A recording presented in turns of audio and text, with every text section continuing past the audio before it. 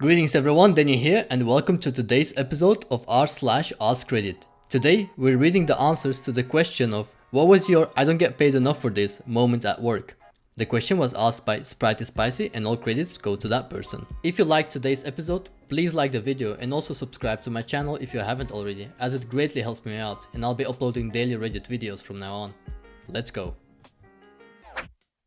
When I worked at McDonald's, I found out we didn't get paid for closing. We got paid until the store closed. So if it took us an hour extra or two to close, that was unpaid. I wish I knew what I know now, because that is an open and shut case. But at that time, I was young and dumb.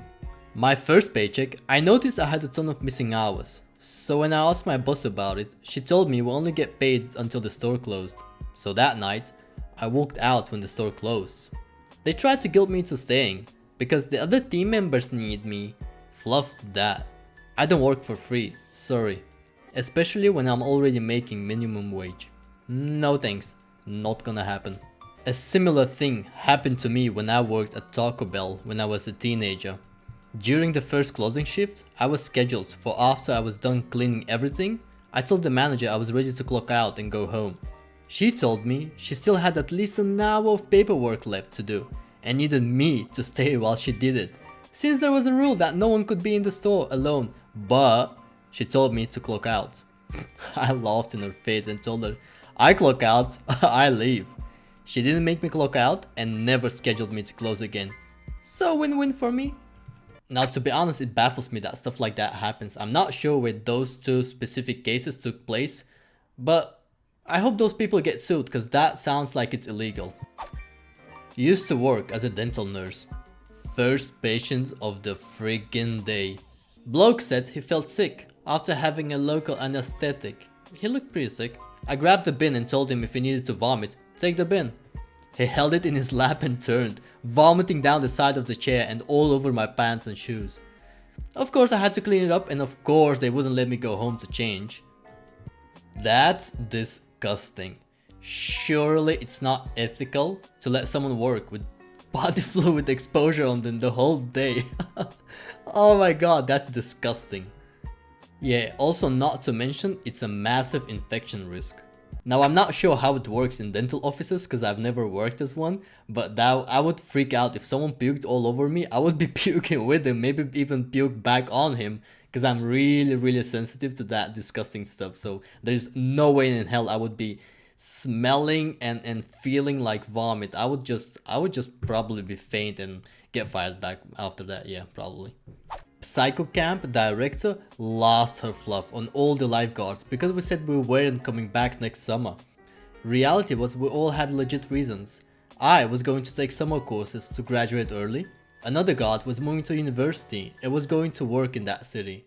Another guard got offered a head guard spot at a camp near her house, etc. Nothing that we said we hated the current camp. Nothing. Just other things going on. We were told in a group meeting if we weren't happy there, we could leave and she would find other guards. Following Friday, she calls us all in to tell us what a great job we're doing and how happy everyone is going to the lake. Tuesday after that, she calls us in individually to tell us we aren't working hard enough and she sees us slacking off all the time. Lunchtime Tuesday, all the guards walk into her office, told her to go fluff herself in front of the owner of the camp, and we all piled into my Ford Focus and went for beer. Went home that night to message from camp owner asking us to give him a call back. We all chatted and realized he had called all of us. Called him the following day, told him what went down. He asked us to reconsider and that he would give us a 5-hour raise and report directly to him. We discussed it and agreed on the condition that Psycho director apologized to us at a collective staff meeting. She refused and had a tantrum. Camp owner fired her on the spot, escorted her off the property, and we opened the lake back up. Fluff you, Barb. Countless times at the go-kart place, summer job, where I work, I've had to put up with special needs kids, whose caretakers or parents dropped them off and drove off because they wanted a break from them. These kids, and also adults, have a mental age of anywhere from 3 to 15 and many times they're unable to follow the directions that we provide or even listen to us. They are not only a danger to themselves, but to the other riders and to us, to the staff. An easy solution to this would be their parents to ride with them in a double and to drive for them, allowing them to have fun without having to put anyone in danger. However, that costs more money and they don't want to. One parent even said, "Why can't you just ride with him?" And when I asked if she would be comfortable with other people, she said he wasn't. I wanted to call her a fluffy parent, but I didn't want to lose my job. We can't deny them as they have the physical age to ride, but are hopefully putting the rules in place to require parents of children with special needs to ride with their parents. There is also an edit. I hold nothing against these kids, but the fact is that their parents are responsible for them. If they want a break from them, they could hire a caretaker. Even then though, I understand that bad parents do exist. However, it is the caretakers who refuse to take care of the kids who are unacceptable. You are getting paid! Do your job. Worked at a fast food place about 13 years ago. This lady in the drive-thru claimed she was missing a sandwich. Our policy was to ask for the bags back to verify. I asked to see the bags, 3 or 4, decent sized order, and instead of handing them back like a civilized human being, she instantly started raging and throwing the food into the window while cussing me out. Guess what one of the items that she threw at me was? Yep, said missing sandwich. Honestly, if that happened to me, I would just scream, "Hey, your sandwich!" and then start eating it. So the short story is, Toyota service advisor working his bloody feet off alone, quits after returning everything to the state it was when I got there, while boss had to deal with the army of customers he himself allowed to set unlimited appointments. So that's his own fault. So the story is, I worked at a Toyota service department for a few months. It was terrible in general, but one day was the worst. During the week, I had a nail go straight through my foot, so I'm bandaged all up and I have to walk around to get everything. Probably 100 yards to the car wash, 40 yards to the shop, etc. My team for Saturday, 4 people, had one person quit on Wednesday and one person had a funeral to leave early for. The other guy was new, so he was slow to get stuff done. My boss says he'll come in and help. Wednesday we'll lock it at 60 appointments since we have short staff up front and back. We do take walk-ins too. Thursday it's at 80 and we tell our boss to lock it.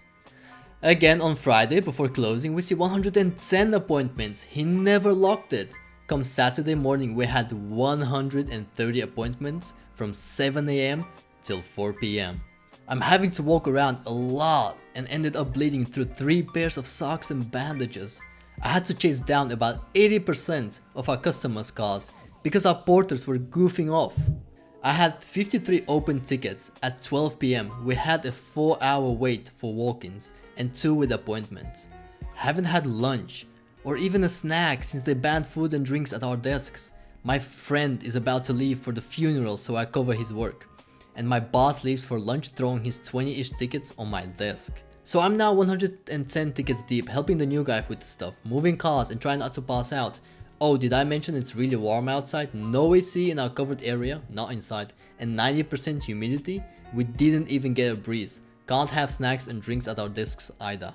It gets to 3 PM and I'm rescheduling people, trying to get everyone out with their cars are done, but have to limp them down to pull them in front to leave after they pay.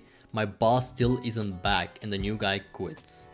I end up getting in one car and blood from my sock drips onto our paper mats in the car. I clean everything out, vacuumed the car, washed it and pulled it up. Customer went ape fluff that she saw blood on the disposable paper mat, about the wait, not getting a discount for her non-appointment service, and demanding to speak to my manager. That was it. Called him up and sent a voicemail. Great. I explained to his mailbox, then called the GM to explain that I have been alone for about 3 hours, dealing with an uncapped amount of customers. 5 technicians walked out. I'm still not recovered from my workplace injury, and that I'm finishing my paperwork to take my lunch break at 4 PM. Boss shows up when I'm about to leave to eat my lunch I brought, knowing their provided lunch would be gone before I could set foot in the break room. He told me that in our state, I'm not legally allowed a lunch break during a shift, and I have to stay to finish our customers on my tickets. I mentioned being here since 6 AM, pre-printing everything, saying I just need to relax, and he said, "You didn't even clock in this morning, so unless you do what I say, you aren't getting paid." Service advisors are paid commission here, and any percentage of part profit for stuff sold. I don't even get a 10 cents an hour. So I walked to my station, removed all of everyone's login copies of my permissions, deleted all of my notes, deleted all of my vanity macros, all the spreadsheets, and reset every customer line I added to our program before I removed my admin permissions. Walked out and got a call when I got to my car asking, "Why isn't your login able to collect credit cards?"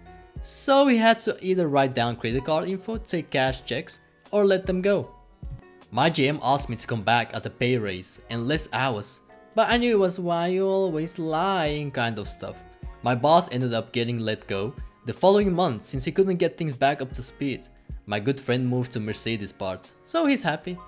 I ended up going to BMW for a bit after that and handled a few other franchises later. Whoa, this blew up. If I get on a YouTube video, please unsubscribe. Please don't do that. I'll reply to all comments, but it will take some time. Thanks guys. Another edit. Thanks for the silver and gold kind strangers. Here's the link to the revenge subreddit post.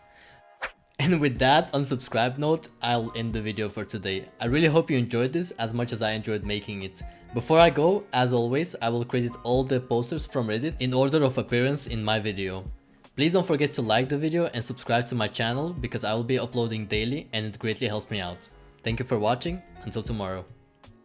So the credit goes to Kadno, Tried and Prejudice, City of the Moon 17, Sprite is Spicy, GreatBabu, Morning Dews OTQ, 8-Bit Oddish, I'm a Mouse, duh, and the Dirt Dude 117. Please don't unsubscribe. I love you, bye.